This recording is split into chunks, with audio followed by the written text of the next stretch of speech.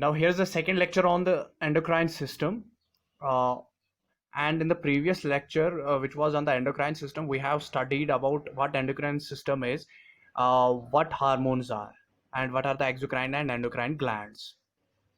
And we have also studied a little bit about the hormonal signaling. Now, this is the second lecture on the endocrine system, and in this lecture we will study about the chemical classification of the hormones. तो जो हमने पढ़ा था कि जो hormones होते हैं, जो साइंटिफिक ये डेफिनेशन थी अबाउट द हार्मोन्स, तो उसमें साइंटिफिक डेफिनेशन में मैंने बोला था कि जो हार्मोन्स होते हैं ये क्या होते हैं, ये हिटीरियोजिनस होते हैं, ये डाइवर्स होते हैं, केमिकली दे आर डाइवर्स, और ये डिराइव होते हैं फ्रॉम डिफरेंट प्रिकर्सर्स, ये डिराइव होते हैं from amino acids, they are derived from the amino acids. तो जो हार्मोन्स हैं, ये हार्मोन्स जो होते हैं ये केमिकली डाइवर्स हैं, और ये जो ये डिराइव हुए होते हैं from diverse precursors, just like as an amino acid है यहाँ पर, या कोलेस्ट्रॉल है यहाँ पर, कोलेस्ट्रॉल,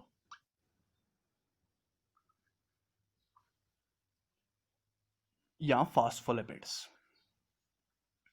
फॉस्फोलिपिड्स, तो इन्हीं से ये बने हुए होते हैं.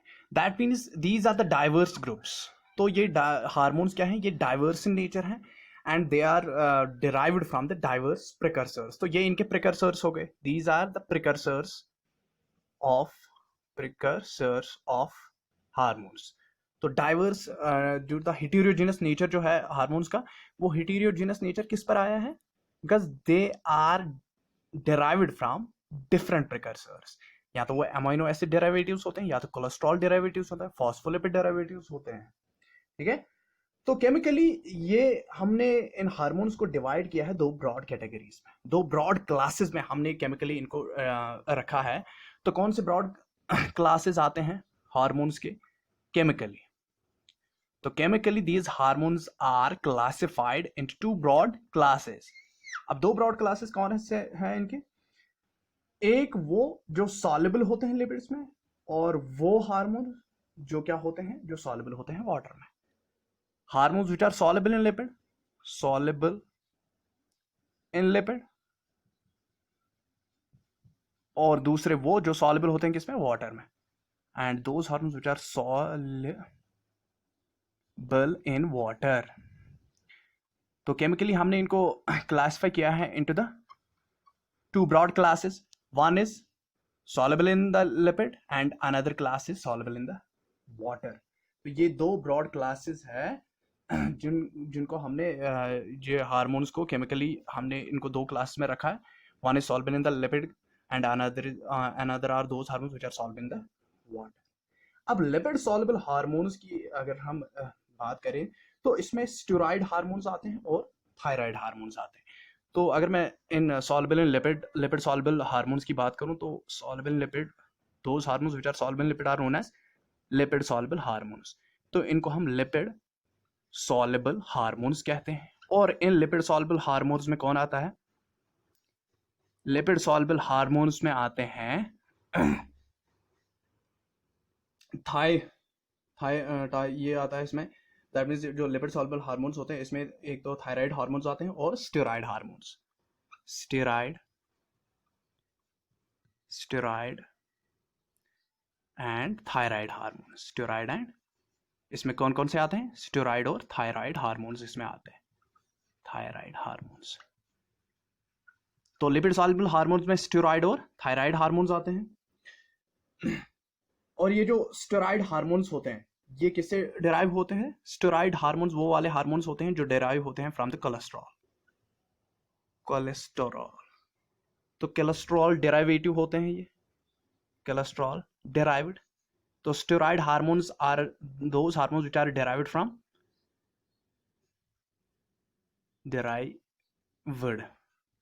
तो steroid hormones are those hormones which are derived from the cholesterol. तो उनको हम स्टेरॉइड हार्मोन्स कहते हैं. तो कोलेस्ट्रॉल डिराइव्ड होते हैं ये. और जो थायराइड हार्मोन्स होते हैं ये सिंथेसाइज कैसे हुए होते हैं? By attachment of iodine to the amino acid tyrosine. तो जो ये थायराइड हार्मोन्स होते हैं ये अमीनो एसिड डेरिवेटिव्स हैं, लेकिन अमाइनो एसिड कौन सा है? Amino acid tyrosine. टायरोसिन एक अमाइनो एसिड है, लेकिन टायरोसिन के साथ कौन अटैच होता है? Tyrosine attached with iodine. तो जब आयोडीन टायरोसिन के साथ अटैच होता है तो वो क्या बनाते हैं? वो थायराइड हार्मोन्स बनाते हैं, जैसे T3 एंड T4।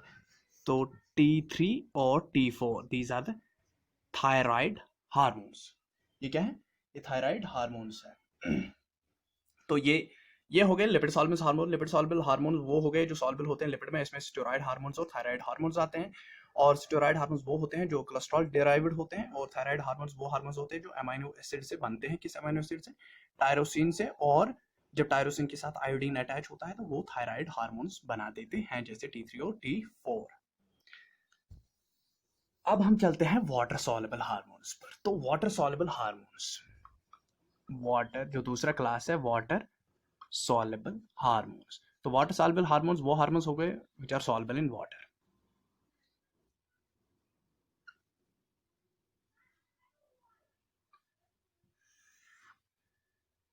अब जो वाटर soluble हार्मोन्स होते हैं इसमें कौन कौन आता है? एमाइन हार्मोन्स इसमें आते हैं, पेप्टाइड और protein hormones. Amine hormones, amine hormones इसमें आते हैं। इसमें पेप्टाइड हार्मोन्स आते हैं, और इसमें प्रोटीन हार्मोन्स आते हैं which are protein derived। ठीक है? तो वाटर सॉल्युबल हार्मोन्स में ये हार्मोन्स आते हैं। अब यहां देखो, अब जो एमाइन हार्मोन्स होते हैं ये सिंथेसाइज हुए होते हैं कैसे? Modification of certain amino acids. कुछ अमाइनो एसिड्स होते हैं उनकी मॉडिफिकेशन हो जाती है। कैसे मॉडिफिकेशन हो जाती है? डिकार्बोजाइलेशन। सिंपली, या तो जो एमाइन हार्मोन्स होते हैं ये सिंथेसाइज होते हैं बाय डिकार्बोजाइलेशन।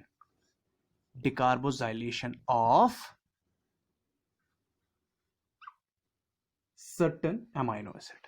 कुछ अमाइनो एसिड्स की डिकार्बोजाइलेशन होती है और उससे अमाइन हार्मोन्स बनते हैं, अमाइनो एसिड्स।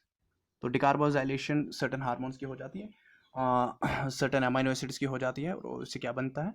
उससे अमाइन जो अमाइन हार्मोन्स हैं वो बन जाते हैं। ठीक है? हो गया यहां तक? फॉर एग्जाम्पल यहां पर क्या मैं कहूं, जो कैचलोमाइन्स होते हैं, या एपिनेफ्रीन, या नॉन एपिनेफ्रीन, या डोपामाइन, वो सिंपली जो यहां पर मैंने हार्मोन्स का जिक्र किया, जैसे कि कैच CT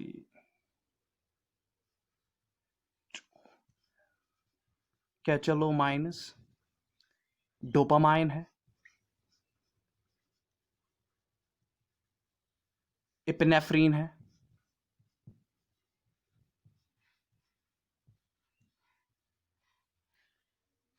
नॉन एपिनेफ्रीन है,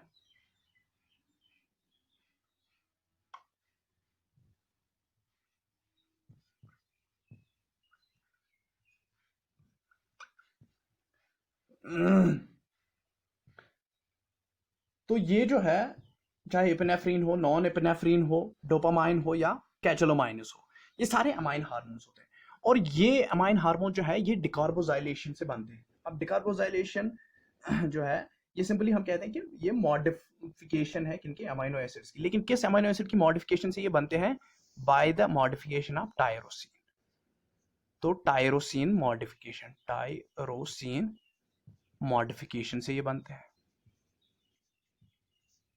तो अमाइनो एसिड टायरोसिन की मॉडिफिकेशन हो जाती है और ये बन जाते हैं। अब यहां पर एक और चीज मैं बताऊंगा, जो हिस्टामाइन है, हिस्टामाइन हिस्टिडीन हार्मोन से, हिस्टिडीन अमाइनो एसिड से बनता है। तो जो हिस्टामाइन है वो कहां से बनता है? हिस्टामाइन बनता है हिस्टिडीन से। हिस्टिडीन एक अमाइनो एसिड है। तो जो हिस्टामाइन है वो कहां से बनता है? हिस्टिडीन से बनता है। और ये हिस्टिडीन जो है, या हिस्टामाइन जो है, हिस्टामाइन बेसिकली कहां से सेक्रेट होता है? ये एक ड्यूरिंग द एलर्जिक रिएक्शन निकलता है, ये मास्ट सेल्स से सेक्रेट, ये मास्ट सेल्स इसको सेक्रेट करती है, mast cells secrete the histamine. तो मास्ट सेल सेक्रेट करती है इस हिस्टामाइन को, ठीक है। और ये कैसे बनता है? By the modification of the histidine amino acid. इसी तरह जो सेरोटोनिन है या मेलाटोनिन, ये डिराइव होते हैं from tryptophan. Serotonin and melatonin, serotonin और मेलाटोनिन, सेरोटोनिन और मेलाटोनिन, तो ये कहाँ से बनते हैं? ये बनते हैं by the tryptophan, by modification of tryptophan. Tryptophan क्या है? ये एक अमाइनो एसिड है, ट्रिप्टोफान अमाइनो एसिड, ठीक है। हो गया यहाँ तक। अब हम चलते हैं पेप्टाइड हार्मोन्स की ओर। पेप्टाइड हार्मोन्स, पेप्टाइड हार्मोन्स,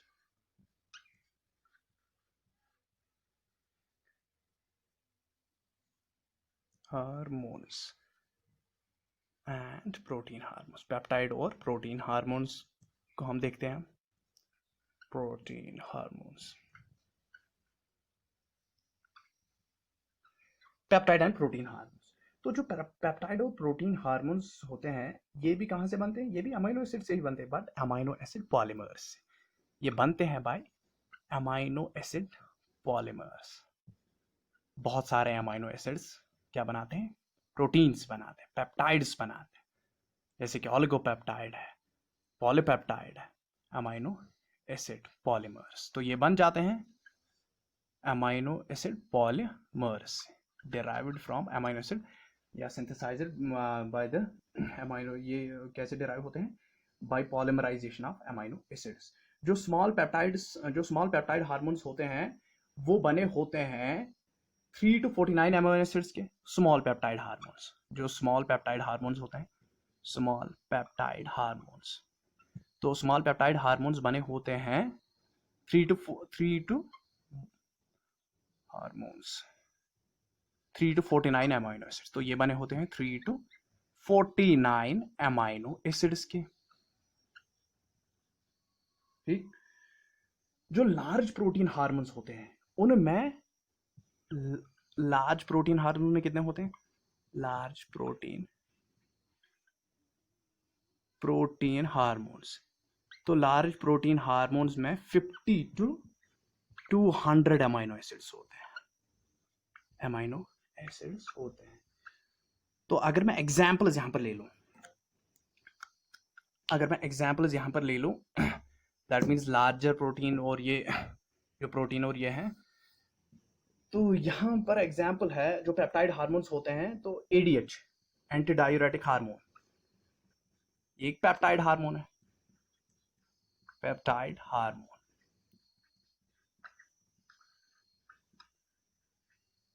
ठीक है। और ऑक्सीटोसिन, ऑक्सीटोसिन भी क्या है? ये भी एक पेप्टाइड हार्मोन ही है, ठीक है। अब प्रोटीन हार्मोन जो है, उसमें प्रोटीन जो 50 से 200 अमीनो एसिड पॉलीमर्स के बने होते हैं। प्रोटीन हार्मोन्स में अगर मैं एग्जांपल दे दूं इनकी, तो इनमें आएंगे ग्रोथ हार्मोन, जो ह्यूमन ग्रोथ हार्मोन है, ह्यूमन ग्रोथ हार्मोन, और इसमें इंसुलिन आएगा, ठीक है, इसमें इंसुलिन आएगा। तो कुछ प्रोटीन हार्मोन्स जो होते हैं, such as thyroid stimulating hormone, TSH. तो टीएसएच क्या है? ये प्रोटीन हार्मोन ही है, लेकिन उसमें कार्बोहाइड्रेट ग्रुप्स अटैच हुए होते हैं, ठीक है। और इसको हम इसीलिए ग्लाइकोप्रोटीनियस हार्मोन कहते हैं। तो ये वो प्रोटीन हार्मोन है, TSH, thyroid stimulating hormone. Carbohydrate are attached, तो इसमें क्या होते हैं? Carbohydrates are attached. तो ये वो वाला हार्मोन है जिसमें प्रोटीन के साथ, जिसमें इन amino acids, long chain of polymers of amino acids के साथ अटैचमेंट हुई होती है, किसकी? कार्बोहाइड्रेट्स की। तो इसीलिए हम इसको ग्लाइकोप्रोटीनियस हार्मोन कहते हैं, ग्लाइकोप्रोटीनियस हार्मोन। तो ये बात याद रखनी है यहाँ पर, ग्लाइकोप्रोटीनियस हार्मोन कौन है, तो वो TSH है, thyroid stimulating hormone is a glycoproteinous hormone. तो ये तो था केमिकल क्लासिफिकेशन ऑफ हार्मोन्स।